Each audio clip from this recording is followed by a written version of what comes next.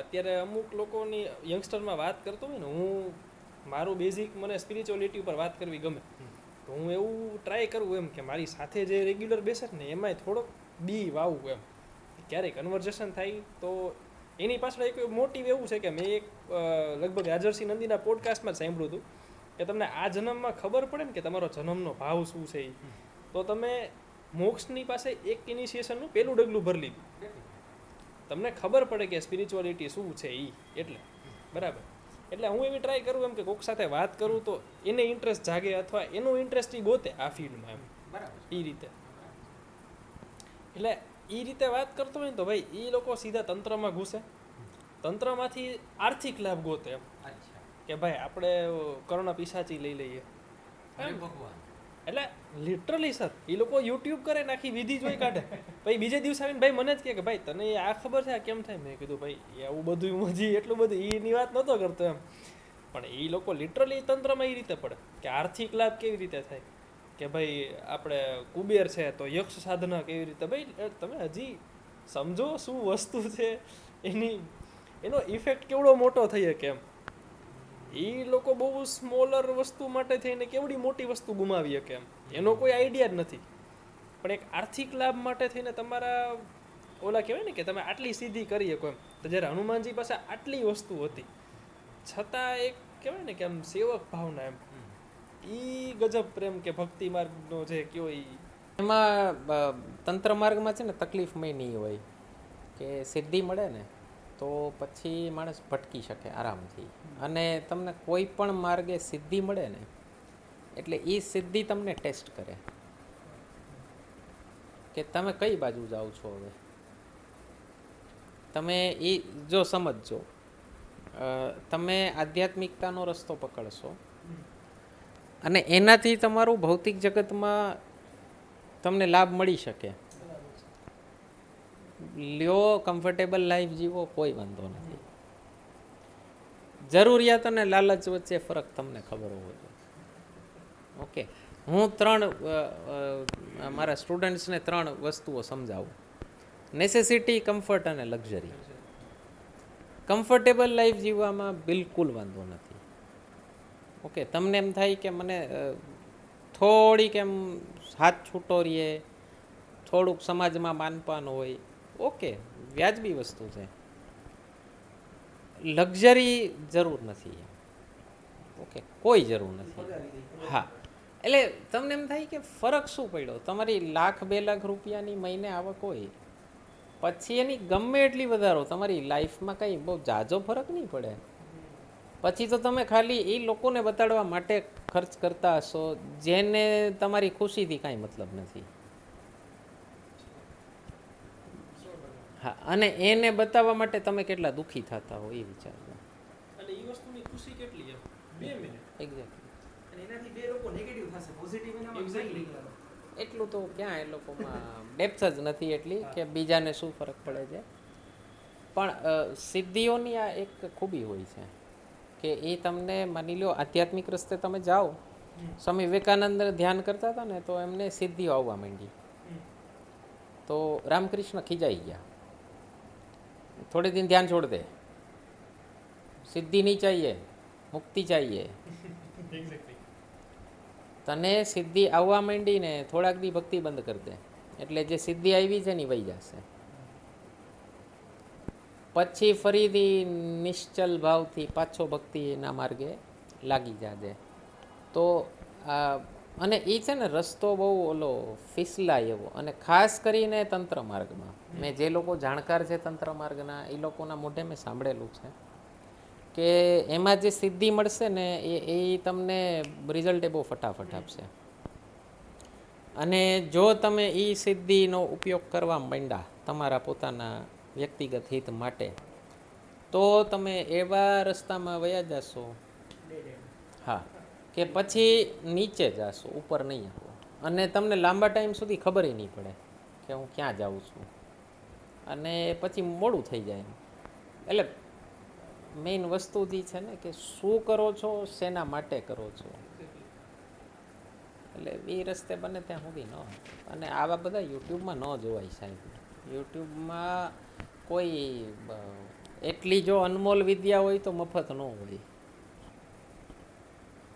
ઈ ગઈકાલે જે આનું છે ને આમનું રાજર્ષિ નંદીનું ઓલું હતું આ કામાખ્યા કોરિડોર જે સરકાર બનાવે છે હા. તો એનો કોઈ યુટ્યુબની ચેનલ વાળાએ ઇન્ટરવ્યૂ લીધું પહેલી. હા, તો એમાં એણે એ જ વસ્તુ કીધી કે ભાઈ એ જે કામાખ્યા દેવીનું મંદિર છે ત્યાં ઘણા સાધકો થઈ ગયા. એમાં 500 વર્ષ જૂના સાધક હતા. તો એ જ્યારે સાધના કરતા હતા અઘોર સાધના, તો પહેલાં યક્ષની બધા આવ્યા કે આ સાધના શું કામ કરસ ભાઈ, તાર જે જોઈએ આપી, પૈસા સંપત્તિ માન સન્માન નામ જે જોઈ. તો કે ના, મારે મુક્તિ જ જોઈએ છે. પછી બીજું સ્ટેજ આવ્યું ડરાવવાનું કે ભાઈ મૂકી દે, આ ખોટું છે. એટલે બે સ્ટેજ છે, કાં તમને લાલચ આપીને કાં ડરથી ભગાવો કે અલ્ટિમેટ મુક્તિ નથી જોતી. પણ એ નો હિટાને એને ફાઇનલી જે જોતું તે મુક્તિ મળી એમ બીજા જન્મમાં. પહેલા જન્મની સ્ટોરી આખી એમણે કીધી હતી. સાધકનું નામ તો હું ભૂલી ગયો. એટલે એમની આ સ્ટોરી હતી, બીજા જન્મમાં એમને આ મળ્યું. એટલે એ સ્ટેજ એવું છે કે તમને પહેલા સ્ટેજે જ ફગાવી દે કે માણસ તરીકે તમારી જે જોઈએ છે અલ્ટિમેટ વસ્તુ એ આપી દે એટલે પૂરું. તમારી ભક્તિના માર્ગે તમારી કેટલી પરીક્ષા થાય. આપણે એવું સાંભળ્યું હોય કે જૂના જમાનામાં કોઈ ઋષિ મુનિ, કોઈ રાજા તપસ્યા કરવા બેસે એટલે ઇન્દ્ર અપ્સરા મોકલે. અત્યારે મોકલે જ છે. કાંઈ ઓલી મેનકા ઓલી તમને એમ થાય કે ડાન્સ કરતી કરતી, નહીં, તમારી ક્લાસની જ એક છોકરી હશે, તમારી ઓફિસમાં કામ કરતી એક છોકરી હશે. કરી જોજો કોઈને અનુભવ કરવો હોય તો. મને એક સ્ટુડન્ટે મને કીધું, મને આમ બિચારે પેટ છૂટી વાત કીધી. સાહેબ કે તમે કીધું ને ત્યારનો ભક્તિ કરવાની હું ટ્રાય કરું છું. એટલે હું કોઈને કહેતો નથી હો, મારે આવી વાતો નીકળી જાય તો નેચરલી મોટિવેટ થાય. એટલે એણે ગયા જન્મે કર્યું હશે તો જ મોટિવેટ થતો હશે. બાકી 30માંથી 5-7 જ થાય છે, તો ઓલા 25 તો કેવા દીધી છે તો બધાય થાય. તો એ 5-7 જેણે ગયા જન્મે કર્યું હશે ને એનું કંઈક ફૂટતું હશે આગળ. આપણે નિમિત્ત બનવાનું ભગવાને, હા બસ આપણે ભગવાને નિમિત્ત બનાવ્યા છે. તો મને કે બિચારે પેટ છૂટી વાત કીધી. સોરી કે હું ધ્યાન કરવા બેસું ને ત્યાં કે એક છોકરી મારા જીવનમાં આવે, મને એમ થાય કે હવે આની યાર લગ્ન થશે. પછી કે એની યાર બ્રેકઅપ થાય ને એટલે મને દુઃખ થાય, એટલે હું પાછો ધ્યાન કરવા બેસું. ત્યાં કે પાછી એક મને કે સાહેબ આ ઇન્દ્રદેવ અપ્સરા મોકલતા. ભાઈ તો કઈ અત્યારે થોડી કઈ આકાશમાંથી ઉતરીને અપ્સરા આવે, અહીંની જ આવવાની ને. તમારા જેવા કર્મ છે એવી જ અપ્સરા આવવાની ને. અને એનો હેતુ શું છે? કાંઈ, મને પેલા ઋષિનું નામ ભૂલાય છે. સાધના કરવા બેઠા હતા, બહુ આમ તપસ્વી ઋષિ હતા. અને ઇન્દ્રને એમ થયું કે આ મારું સિંહાસન લઈ લેશે. ઇન્દ્ર બહુ ઇન્ટરેસ્ટિંગ કેરેક્ટર છે આપણા. તો એને બધાથી આમ બીક લાગે એમ. અને ઇન્દ્ર કોઈ એક વ્યક્તિ નથી. ઇન્દ્ર ના, એ આ સિરિયલ વાળા બહુ દુષ્ટતા કરે છે કે ઇન્દ્ર એકનો એક એક્ટર રાખે. ઇન્દ્ર પોસ્ટ છે, ઓકે. ઇન્દ્ર અને એ જે માણસ ઇન્દ્રની પોસ્ટ ઉપર બેઠો હોય એ કોઈ ભૂલ કરે ને એટલે એને ઇન્દ્રના પદ ઉપરથી કાઢી મૂકે, બીજાને મૂકે ઇન્દ્ર. પણ એ પદ એવું છે. આપણા રાજાઓ નથી ભૂલ કરતા ને. આ 240 એટલે જ થઈને ક્યાંક બિચારાને અહંકાર આવી ગયું, ક્યાંક જરાક જાજા બાંગા મરાઈ ગયા. હા હા, નહીતર કંઈ કાઢવા જેવો મળે નથી. એમ તમને એમ થાય કે પાડી દેવાનો અહંકાર તોડી નાખ્યો, બસ હવે ઘણું. બીજા તો યાર એટલે સારું કામ કરે છે, સારું વિઝન વાળો માણસ છે, બીજું કાંઈ નહીં. એ પદ છે. તો ઇન્દ્રને થયું કે અમારું સિંહાસન લઈ લેશે. રાજગાદીએ બેઠા હોય ને હોય જ કે મારું સિંહાસન ગયું. તો એણે એક અપ્સરા મોકલી. ઓલા ઋષિ એના પ્રેમમાં પડી ગયા અને અપ્સરા સાથે લગ્ન કર્યા. 100 વર્ષ એની કામ ક્રીડા ચાલી. નહીં, સર્ચ કરો ને. 100 વર્ષ એ ઋષિની કામ ક્રીડા ચાલી. અને પછી એની સાથે લગ્ન થઈ ગયા. ઋષિને તો એમ જ થયું કે આ જ છે મારી જન્મ જન્મની સંગીની, મારી આ જન્મની સંગીની આ જ છે, મારી અર્ધાંગીની છે. અને પછી એને ઋષિને એક એ સાધના કરતા હતા અને પછી એને 100 વર્ષે એને ભાન, એટલે એ કામ પાશમાંથી બહાર નીકળ્યા અને એણે કીધું કે મારે સાધના કરવાની હતી. અને ઓલી અપ્સરા હૈસી, હાલો એ કે હું જાઉં સાધના કરવા. આપણે કે સવારે તો મળ્યા ઓલી હૈસી અપ્સરા, એ કે તમને ખબર છે તમે કેટલા સમયથી મારી હારે છો?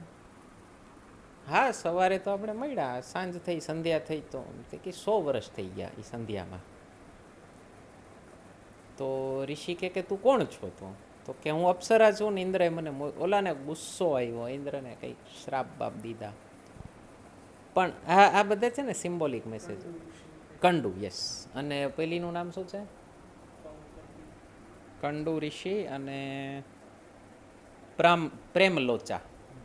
મને તિલોતનમાં યાદ આવતી હતી પ્રેમલોચા, યસ.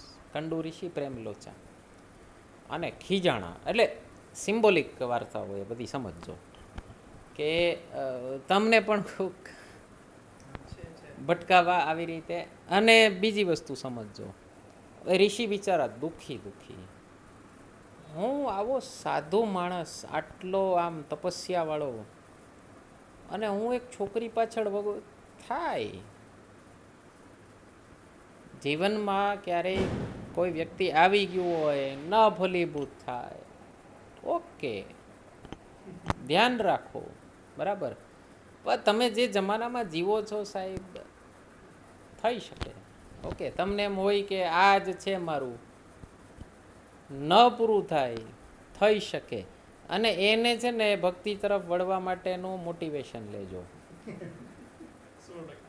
કારણ કે સ્વામી વિવેકાનંદ કહે છે ને, એ એક જ જગ્યા છે જ્યાં જેટલો પ્રેમ દેશો ને એનાથી વધુ પાછો મળશે. બીજી કોઈ જગ્યાએ તમને ગેરંટી નથી. રામકૃષ્ણ પરમહંસ તો કાંઈ આમ શબ્દો પ્રયોગ કરે, जिस कामिनी कंचन के पीछे गया था ना, बाजा बजाते हुए बारात लेके, तेरे मरने के बाद वही कामिनी कंचन कहेगी कि बदबू आ रही है, लेके जला दो इसको. बुढ़ापे में वो कामिनी कंचन नहीं पसंद आएगी तुझे, माँ का नाम ले ले वो. એટલે બધું જરૂરી છે, પણ એમાં ઇન્વોલ્વમેન્ટ કેટલું રાખવું, તમને દુઃખ ન થાય એટલું. બાકી એવું કોઈ સમજવું નહીં કે આપણે ચીટકોટ મેળવી લીધો. બધાને એમ થાય કે આપણે આટલા પૈસા કમાઈ લઈ, પછી જમાનો ખરાબ છે, હવે પોલિટિશિયન સાથે દોસ્તી કરી લે, પોલીસવાળા હારે કરી લે. પછી ડૉક્ટરો બહુ ખરાબ થઈ ગયા, ડૉક્ટરો હારે દોસ્તી કરી લે. પછી અરે તારો છોકરો ભણવા જશે, એ ડ્રગ્સ કરશે, ઓકે, વહુની જગ્યાએ જમાઈ લઈ આવશે, શું કરી લેશો?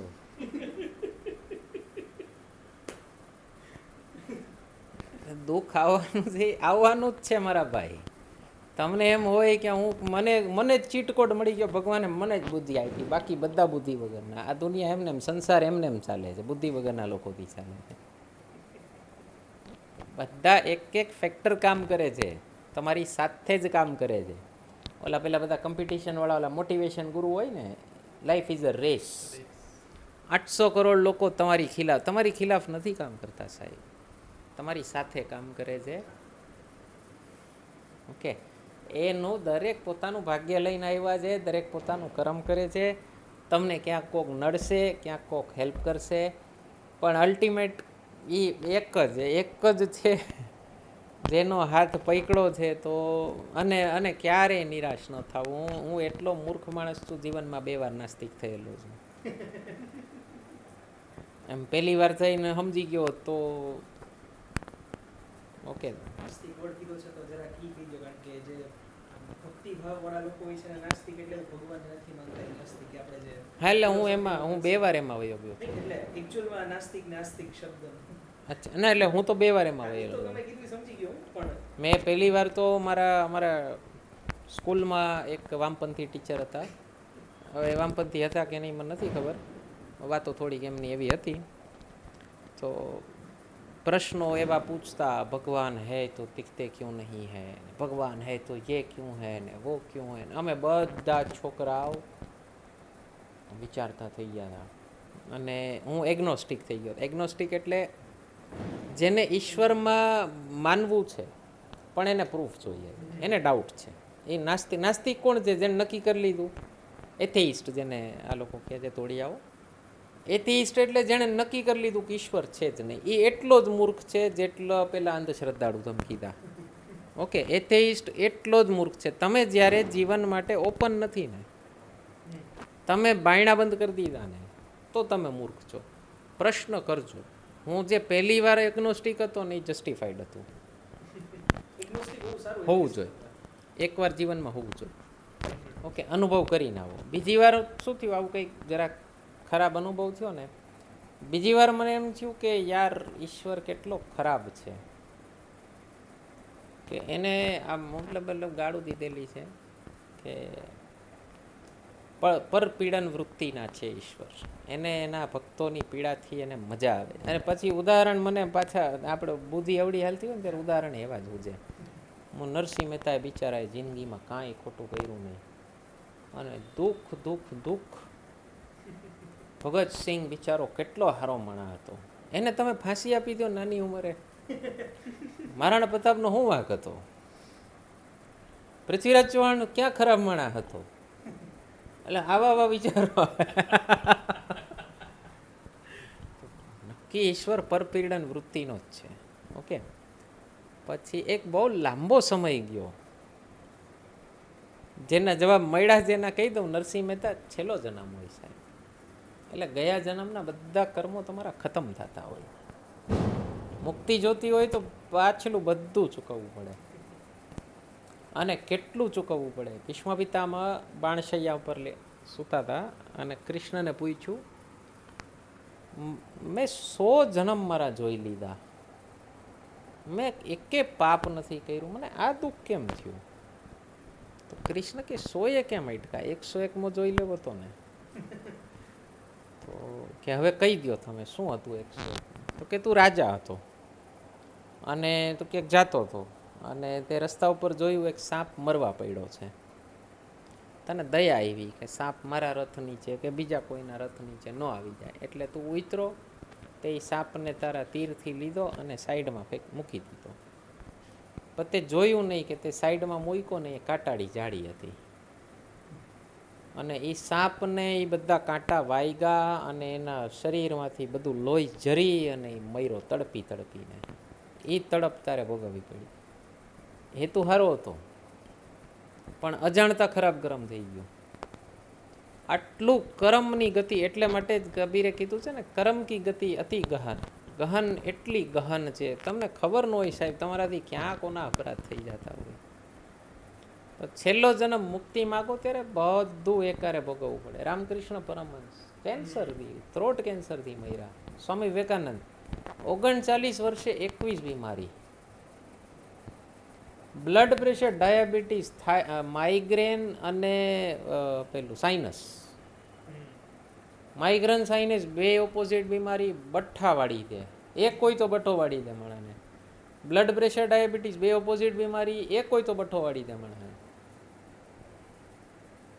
ઓકે, આ બધા શંકરાચાર્ય ભગંદર અને લાલ કપડું પહેરતા હતા, એટલે પાઇલ્સ બ્લીડિંગ થતા હતા તો એના શિષ્યોને દેખાય નહીં એટલે લાલ કપડું પહેરતા.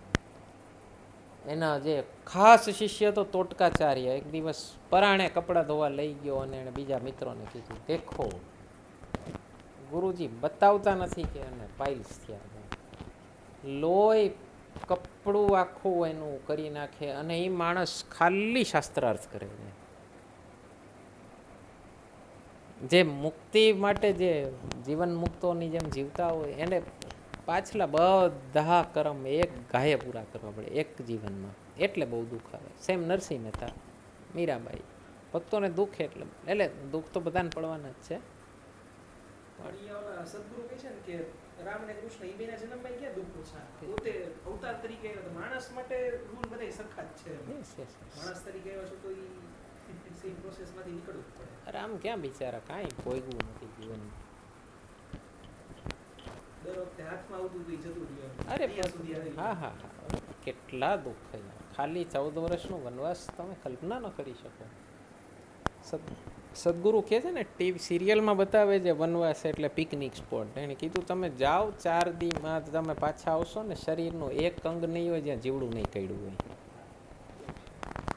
કીધું હું 10-15 દી જતો ને કે આમ જીવડાના દંશ લઈને આવતો. જંગલમાં તો દરેક જાનવર પોતાના જીવન માટે લડે છે ને.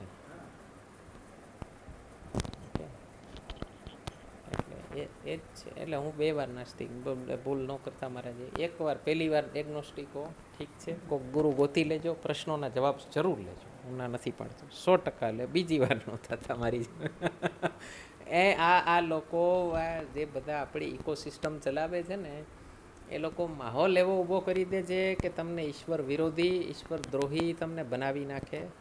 અને દયાનંદ સરસ્વતી કહે છે તમે તમારા બાળકને જો ઈશ્વરનું જ્ઞાન નથી આપતા તો તમે એનું આ જન્મનું તો બુરું કરો જ છો, પરલોકનું બુરું કરો છો. ત્યાં કોણ એનો હાથ પકડવાનો, કોણ સમજાવવાનું છે? બરાબર. ચાલો બોલો બીજું કાંઈ હોય તો પૂરું કરી રહેવું ઈ સારું. કદાચ ટૂંકમાં તમને આ ભક્તિ ભાવમાંથી ને એમાંથી જતું રહેશે તો જ્ઞાન માર્ગ જે ઉપનિષદ કેવું કંઈક છે એમાં તમે જાશો લોજિકથી કે સાવ તમે ધારી દીધું છે કે ના જોતું જ નથી નાસ્તિક થઈને, એથિસ્ટ થઈને. એના કરતાં તો ક્યાંક તો તમે રસ્તે છો એમ. એટલે એથિસ્ટ હોવા કરતાં તો સાયન્સની ખિલાફ છે ને એ વસ્તુ, સાયન્ટિફિક ટેમ્પરની ખિલાફ છે. તમે કન્ક્લુઝન ધારી લીધું કે આમ જ છે તો તમે ઓપન ટુ ન્યૂ થિંગ્સ નથી, તો એ સાયન્ટિફિક ટેમ્પર ન થયું. પેલું છે ને absence of evidence is not evidence of absence. Okay, મને નથી દેખાતું. મારો એક મિત્ર છે ઘોર નાસ્તિક, તો મને એકવાર કે dude, science is this close to explaining creation of universe, then there will be no need of God. મેં તો need of God એટલે શું ભાઈ? હવે બિચારો ટોટલ એંગ્લિશાઇઝડ, ટોટલ અંગ્રેજોની સિસ્ટમમાં ભણેલો. ઓકે, ઇંગ્લિશ એ બિચારો અમેરિકન એક્સેન્ટમાં બોલતો, એટલો પ્રભાવ એમ. નહીં ના એ ના એ ત્યાં શું છે વેસ્ટર્ન વર્લ્ડમાં જે સાયન્ટિસ્ટ છે ને એ હા, એટલે આ ભાઈ ફિઝિસિસ્ટ હતો. ઓકે, તો શેલ્ડનનો ફોલોવર. બિગ બેંગ થિયરી જોયું છે? હા. તો મેં એને પૂછ્યું, મેં કીધું તો આખું યુનિવર્સ ખબર પડી ગઈ સાયન્સને? No, there is no, science knows only 1% of universe. હા તો મેં કીધું તો 99% શું છે? It is dark matter. મેં કીધું બસ તકલીફ એ છે તમે પેસિમિસ્ટ છો એટલે તમે એને ડાર્ક મેટર કહો છો, અમે એને ઈશ્વરીય તત્વ કહી છીએ, મને નથી ખબર. ઓકે, મારા એક મિત્ર છે ફિલોસોફર છે બહુ મસ્ત. તો એકવાર મને કહે संकेत पृथ्वी सूर्य की प्रदक्षिणा क्यों करती है? मैं तो ग्रेविटी. संकेत, you are explaining me the how of the revolution, not the why of the revolution. तुम मुझे समझा रहे हो कि पृथ्वी सूर्य की प्रदक्षिणा कैसे करती है, मैं पूछ रहा हूँ क्यों करती है. तो आप बताइए सर. अरे आज मैंने MBA कॉलेज के सारे प्रोफेसरों की दिमाग की खिल्लियाँ उड़ा दी. बस वाइवा चल रहा था, टीचर बोले कुछ नई बात सुनाओ. मैंने यही पूछ लिया. मैंने कहा सर आप मुझे हाउ बता रहे हैं, वाई नहीं बता रहे. तो आप बताइए वाई क्या है. सर मैं क्यों ना मानूं कि पृथ्वी एक राधा है और वो अपने सूर्य रूपी कृष्ण से मिलने को तत्पर है लेकिन पहुंच नहीं पा रही, इसीलिए उसकी प्रदक्षिणा करके मन मना रही है. वाह संकेत, बारिश कैसे होती है?